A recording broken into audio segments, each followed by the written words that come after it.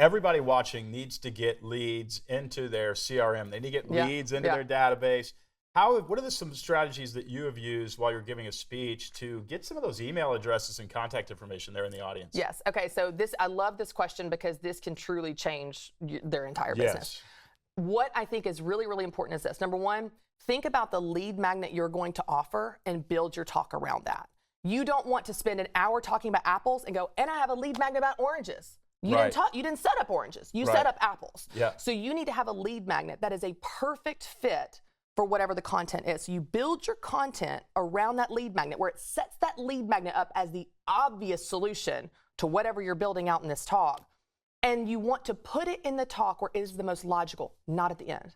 At the end, everyone is expecting a pitch. Everyone is going to the bathroom. Everyone is checking their phone. Everyone is thinking about traffic. Don't put it at the end. That is great advice. Yep. So let me give you an example. Back in the day at Business Boutique, I would teach for 3 days in the 3-day event. And I had multiple sessions, a marketing session, a money session, a life balance session, and so on. In my money session, the lead magnet I had at the time, I don't have it anymore, unfortunately, but at the time I did, was a tool called the Profit Potential Tool. It's where you can plug in the numbers and see how you could change numbers and increase your profitability in your business. For starters and side gigs, this is a great tool to be able to see how it can make more money. Really simple. So I write the talk. When I get to the point in the talk where I'm like, you need to know your numbers. You need to know your numbers. This is the report card of your business. If you don't know your numbers, you don't know how you're doing. Sometimes it's hard, isn't it? Because, it's like we've got all these different receipts. It's hard to keep straight. How much do I charge? I actually created a tool for you. And then I pitched the tool. In the middle of the talk, if you pull out your phone right now, you can text in profit potential 2, 3, whatever the thing was. Everybody in the room pulls out their phone. Yeah. Because it's the solution that's going to help them do the thing I'm teaching them to do. Brilliant. That is really brilliant. Don't wait till the end. They're going to the bathroom. And don't pitch a lead magnet that is not an obvious connection point to what you've just talked about. If you do those two things, your conversion rate will shoot through the roof. Yeah, we're interrupting this video, but I'm doing it for a great reason. You need a coaching website if you are a coach, but what do you put on that website? You can just sit there and look at the screen and not know exactly what to put on the website.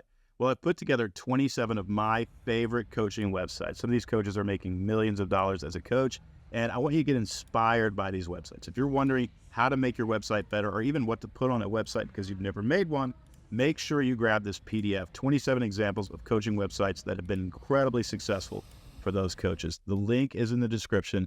Just click on the link and grab that free PDF today. It'll be worth it. Juliet Fun is a friend. Have you ever spent time with Juliet? No, but I know the name. Yeah, so we were at something and we were just talking, having lunch. She was speaking after lunch, and we started talking about this. I don't even know how it came up, but she said, I get about 95% of the audience to give me their email address. And I was like, Juliet, how are you getting 95% of that audience? She goes, just watch. So she, there's like 200 people in the room. She gets up, she gives a talk. She says, by the way, I have this resource for you. Everybody pull out your phone. Everybody pulls out their phone. She goes, show me your phone. That's right. Show your phone. And then she goes, okay, I want you to text such and such. You're going to get an image is going to pop up when you do that. So show me the image. And I'm like, that's how she did it. And it was right in the middle of the talk. That's right. Yeah. I also found that if you repeat the lead magnet, if you bake it into the middle and then you repeat it at the end, I've not done as good a job as you're talking about in terms of making it the solution to a problem right there in the middle of the talk. That's brilliant. But if you actually repeat it again at the end, I see leads go up. But what's interesting that you're talking about that she just did? It's what you teach even in your marketing, because you teach them, tell them how to do business with you.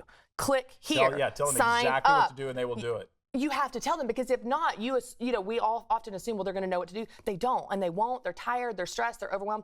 I love that. Take out your phone. Take your phone. Show me. Show me. I mean, who's gonna sit there and do like this?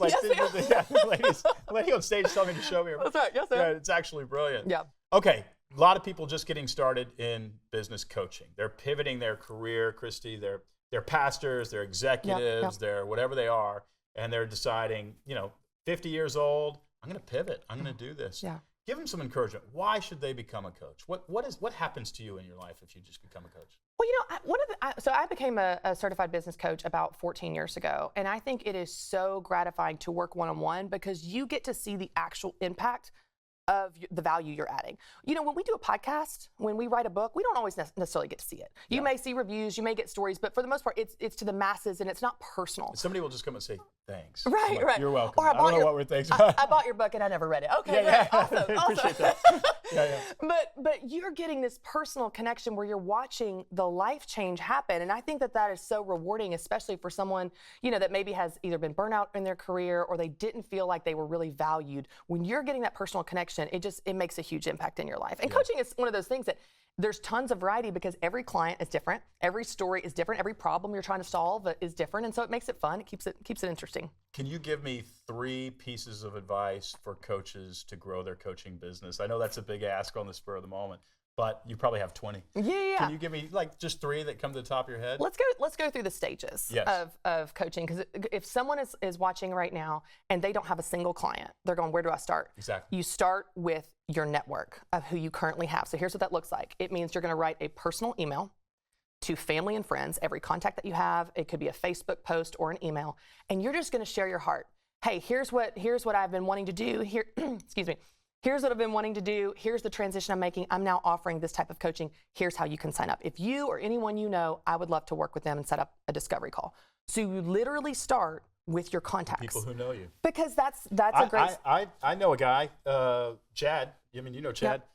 Chad sent out that email and could not send out another email. That's right. It was done. That's right. He was just booked. That's right. And most people are scared to send that email. Yeah. So you have to have the courage to send that email and put yourself out there to your family and friends that know you and tell them you're doing this. From there, after that, you'll probably get some clients.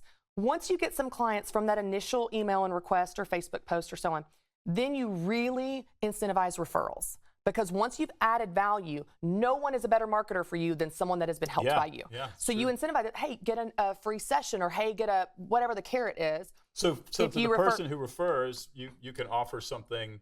Yes. You know, you might even have like a big referral luncheon once a year. If you've referred me, it's the only way to get in to hear this speaker. Yes, exactly. That's brilliant. So I'm literally doing this right now, just so people know I'm not just making this up. I started a coaching group in January called the Goal Getters Club. I had 180 people join the first month.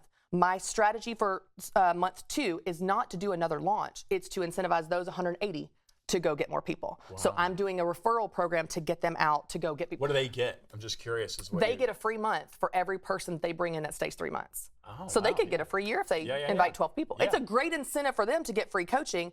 And because I have my old Business Boutique Academy group, which had thousands of people, there's a pool of people that would want coaching from me. They may just not know I'm doing it. Right. So you first you start with family and friends, then you do referrals.